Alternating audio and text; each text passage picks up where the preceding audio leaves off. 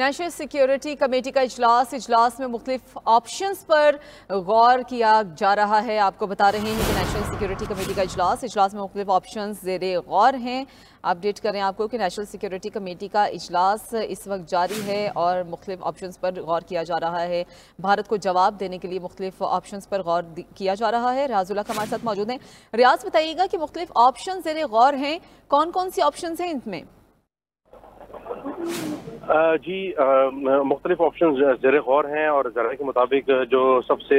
अहम ऑप्शन हैं उसमें सालसी अदालत में जाना, वर्ल्ड बैंक में इन मसाइल को उठाना के साथ साथ पाकिस्तान की जानिब से इंडिया जाने वाले कमर्शियल जो परवाज़ों के लिए पाकिस्तानी एयर स्पेस जो इस्तेमाल की जाती है, पाकिस्तानी फ़िज़ा, उसको बंद करने पर भी गौर हो रहा है। और इस इक़दाम से भारत से आने वाली और जाने वाली जितनी फ़्लाइट्स जो पाकिस्तान की हदूद एयर स्पेस से गुजरती हैं उनके लिए जो है वो नो-गो एरिया समझा जाएगा, वो नहीं गुजर सकेंगी। इस फैसले से भारतीय जो फ़िज़ाई ऑपरेशन है जो सैकड़ों की तादाद में रोज़ाना पाकिस्तानी एयरफेस यूज़ करते हैं वो इस्तेमाल नहीं कर सकेंगे। पाकिस्तान की जानिब से 2019 में भी ये इक़दाम उठाया गया था जब आर्टिकल 370 के तहत उन्होंने कश्मीर में जो नई कानून साजी की थी। जी रियाज, बताइएगा कि ये इजलास कब से जारी है? अभी तक कितना टाइम हो चुका है इस इजलास को? तकरीबन 45 मिनट हो चुके हैं। कौमी सलामती कमेटी का इजलास वज़ीर-ए-आज़म की सरबराही में जारी है और इसमें कल के भारत के जो 5 जो एकतरफा तौर पर फैसले लिए गए थे और उसका जवाब देने के लिए और मुख्तलिफ ऑप्शंस का जायजा लेने के लिए इस इजलास में जो है वो मुख्तलिफ ऑप्शंस को देखा जाएगा। जैसा कि हमने अभी खबर भी दी कि पाकिस्तान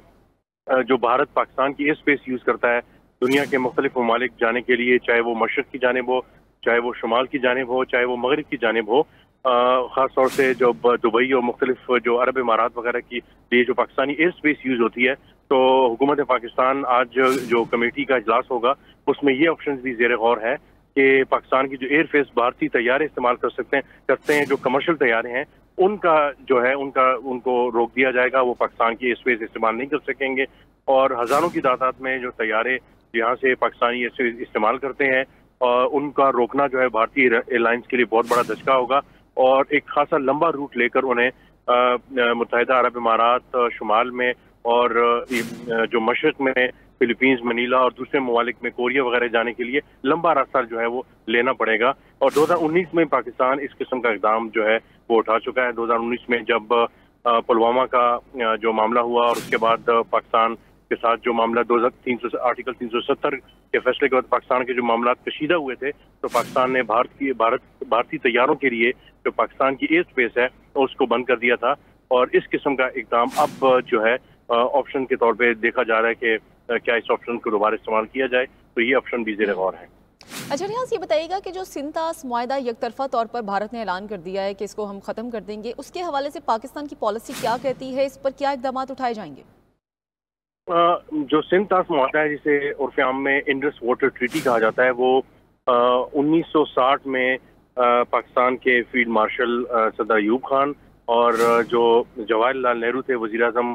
भारत के और वर्ल्ड बैंक के WBLF, इन तीनों के दरमियान ये मुआहदा तय पाया था। और इसके मुताबिक एकतरफा तौर पे कोई भी जो रुकन है इन तीनों में से वो इस मुआहदे को ख़त्म नहीं कर सकता। ज़्यादातर इशारा जो था वो ज़ाहिर है भारत और पाकिस्तान की तरफ था। तो इस दौरान 1965 की जंग हुई, 1971 की जंग हुई, उसके बाद कारगिल का मामला हुआ, फिर उसके बाद 2019 में जो है वो मामला हुआ। लेकिन पाकिस्तान और भारत के दरमियान जो सिंतास का मुआहदा है ये किसी किस्म का खतरे से दो चार नहीं हुआ। लेकिन ये पहली बार हुआ है कि भारत ने एक तरफा तौर पे इस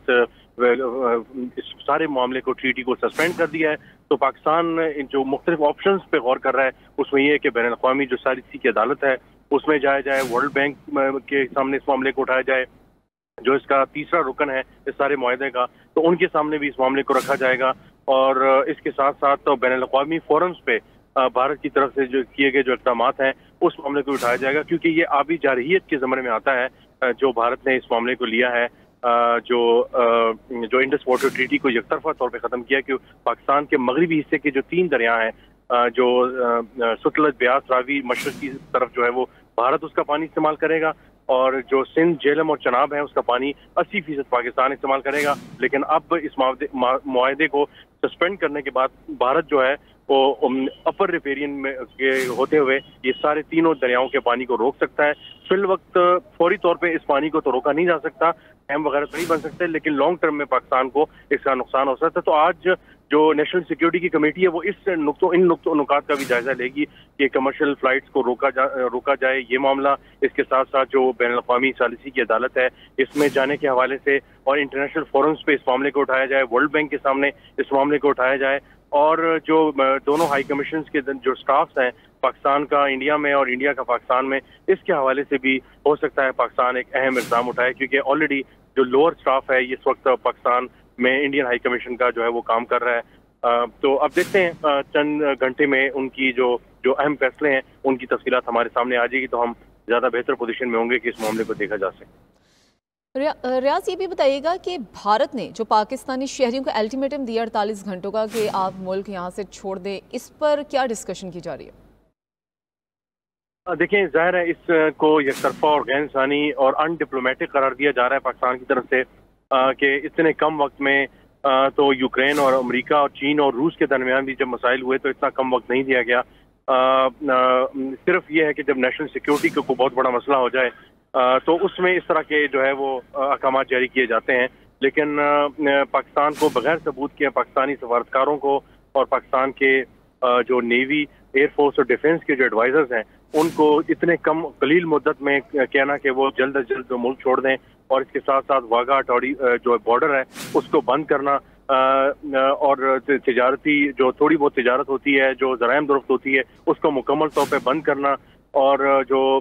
एम्बेसीज के स्टाफ हैं इसको कम करना, इन सारे मामलात को जो है वो कुछ अच्छी नज़र से पाकिस्तान में नहीं देखा जा रहा। और उम्मीद की जा रही है कि आज नेशनल सिक्योरिटी जो कमेटी का इजलास है, वज़ीर आज़म जिसकी इस वक्त सदारत कर रहे हैं, अहम वफाकी वज़रा डिप्टी प्राइम मिनिस्टर इसहाक डार साहब, और इसके अलावा ख्वाजा आसिफ डिफेंस मिनिस्टर और एयर आर्मी और नेवल चीफ जो हैं वो मौजूद हैं यहाँ पे। तो अब देखना होगा कि एक मुत्तफ़िका स्टांस जो है हमारे सामने यकीनन आएगा कि भारत को जो है वो एक मुंह तोड़ जवाब दिया जाएगा इस सारे इक़दाम के जरिए। रियाज, अगर भारत की एयर स्पेस पाकिस्तान से बंद कर दी जाती है तो उनकी जितनी भी फ्लाइट्स हैं उनको किस तरह से रूट फिर लेना पड़ेगा? हमेशा से भारत के लिए एक बहुत बड़ा मसला रहा है। ज़मीनी रास्ते से इन्होंने चाबहार और ईरान के ज़रिए तो नए रूट की बहाली शुरू कर दी है कि सेंट्रल एशिया के साथ जाना है तो हमें ईरान के चाबहार के थ्रू जाएंगे और वो भारत में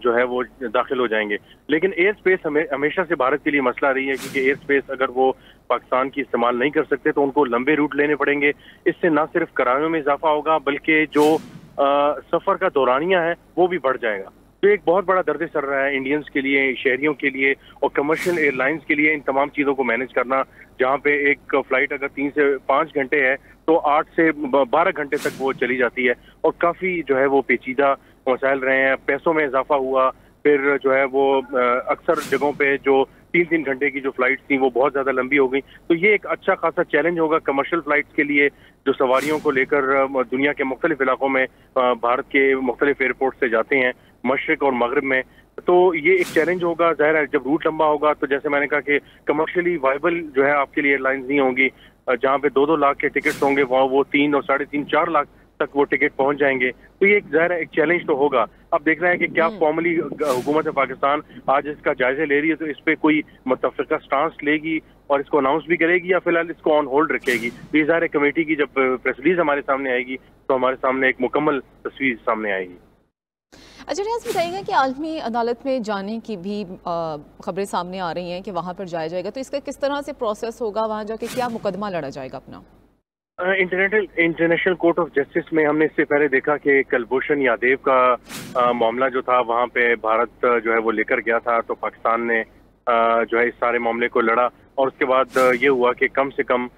जो कुलभूषण यादव जो भारतीय जासूस थे जिनको बलूचिस्तान से पकड़ा गया था और सर्विंग कर्नल थे और बहुत बड़े जासूसी के मिशन पर थे, और ज़ाहिर है वो पाकिस्तान के लिए बहुत बड़ी फतह थी कि उन्होंने उनको पकड़ा था, तो उनको काउंसलर एक्सेस जो है इंटरनेशनल कोर्ट ऑफ जस्टिस के फैसले के बाद दी गई। तो ज़ाहिर है उनकी फिर अहलिया और जो बीवी हैं उनकी भी मुलाकात हुई, और जो काउंसलर एक्सेस थी उनको भारत की तरफ से जो है वो किसी हद तक मिली भी। लेकिन अब ये देखना होगा कि पाकिस्तान अगर इस मामले पे इंटरनेशनल कोर्ट ऑफ जस्टिस में जाता है تو اس کیس کو جو پاکستان کا کیس اس وجہ سے تگڑا بنتا ہے کہ ورلڈ بینک کا جو معاہدہ ہے اس میں پاکستان اور ہندوستان یک طرفہ طور پہ اس معاملے سے پیچھے نہیں ہٹ سکتے، جب تک باہمی رضامندی نہ ہو۔